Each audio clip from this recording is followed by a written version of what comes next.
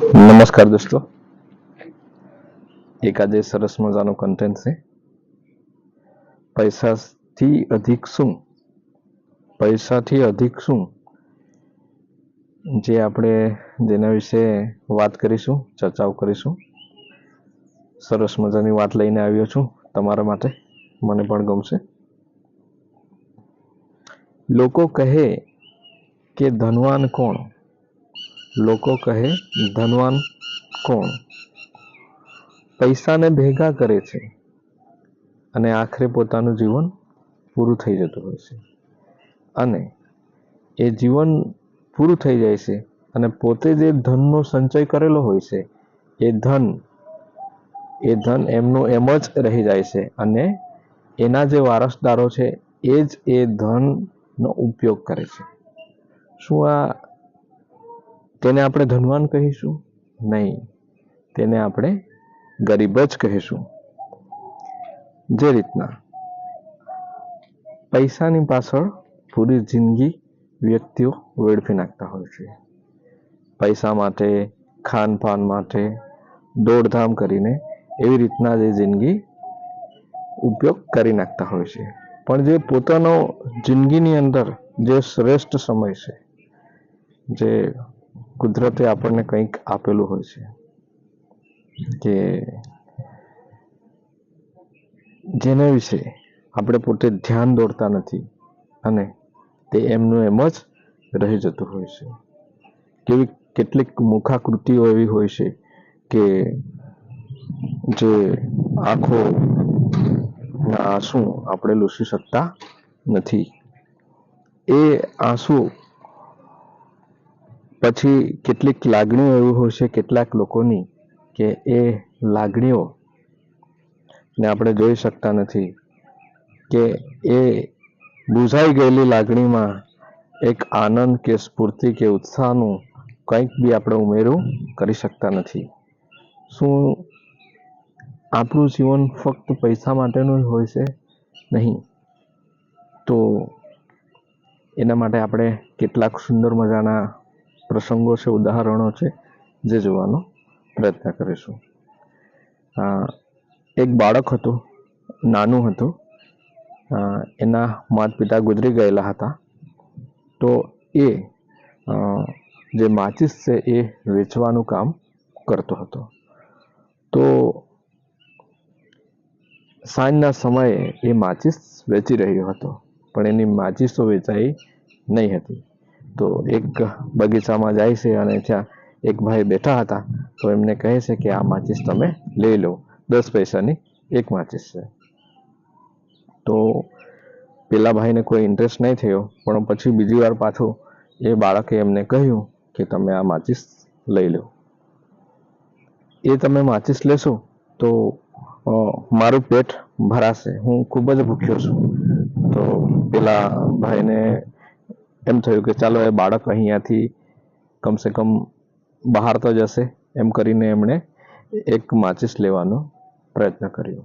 પણ એના પર પૈસા છૂટા નહીં હતા. તો બાળકે કહ્યું કે વાંધો નહીં, તમારા પર છૂટા નથી તો વાંધો નહીં, હું બહાર જઈને પાછો પૈસા છૂટા કરાવીને તમને આપી જાઉં છું. તો પેલા જે બાળકની મુખાકૃતિ હતી એની અંદર ભૂખ એ રીતના દેખાતું હતું.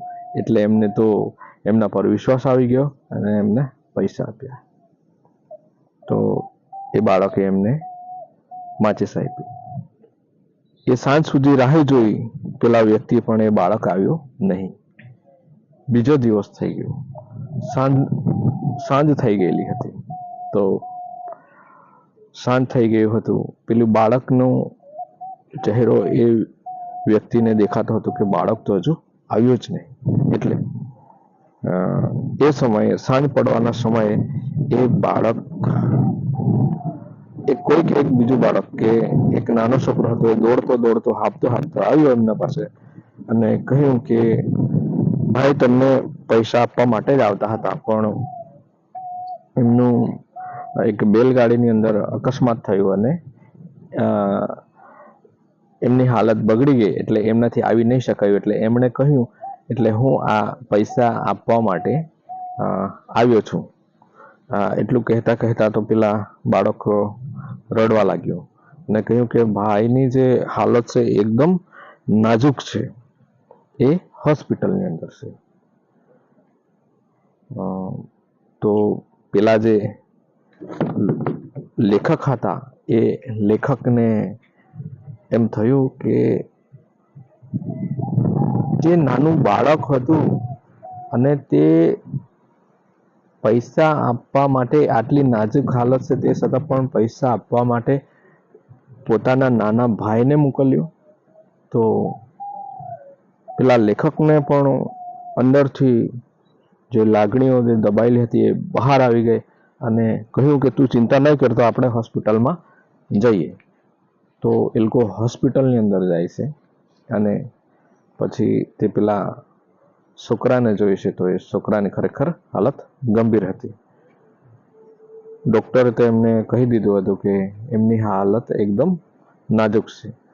તો પેલા લેખકને જોઈને પેલો છોકરો છે એ કહેવા લાગે છે કે તમે અહીંયા સુધી આવ્યા, ખરેખર હું તે દિવસે જ આવી જતો પણ મારાથી એક્સિડન્ટ થઈ ગયો એટલે નહીં આવી શકાય.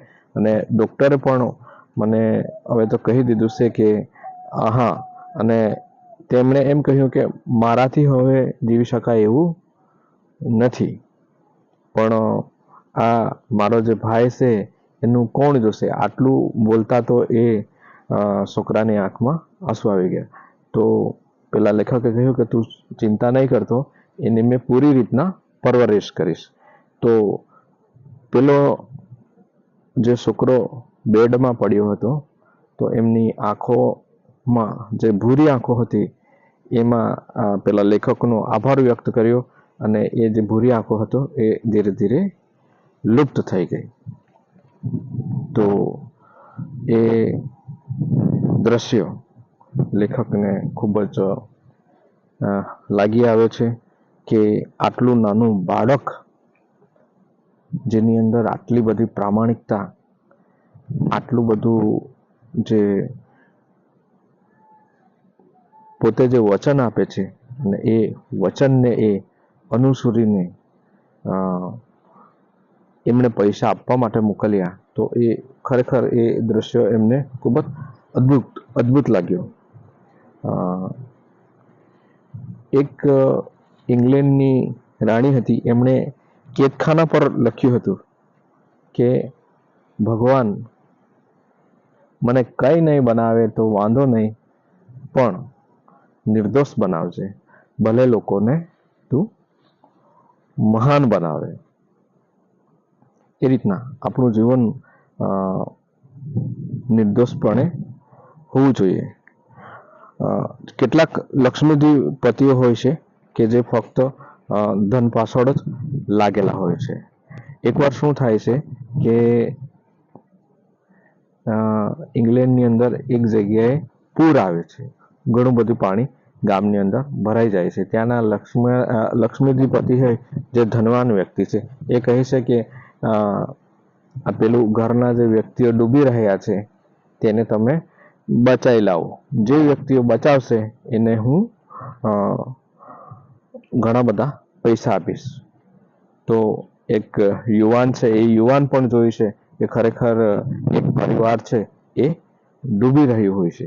તો એ પરિવારને બચાવવા માટે એ વ્યક્તિ યુવાન એક હોડી લઈને જાય છે અને એ ઘરની છત છે ત્યાં જાય છે અને આખા પરિવારને બચાવીને લાવે છે. અને પેલો જે લક્ષ્મીપતિ જે ધનિક વ્યક્તિ છે એ કહે છે કે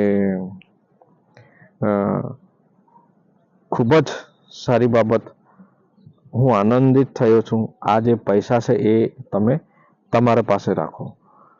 અને પેલા જે યુવાન છે તે કહે કે ના, આ પૈસાની મારે જરૂર નથી, મારી જિંદગીને હું વેચવા માંગતો નથી.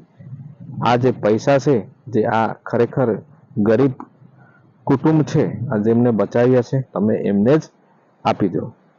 તો ખરેખર અમુક વાર એવું બને છે કે જીવનની અંદર જે પૈસા છે એનાથી પણ કેટલીક કિંમતી વસ્તુઓ હોય છે કે જે સેવાની છે અથવા બીજી બધી, તો તેનો પણ આપણે ગૌરથી વિચાર કરવો જોઈએ અને એ જે વસ્તુ છે એને પણ આપણે કરવાના પ્રયત્ન કરવો જોઈએ.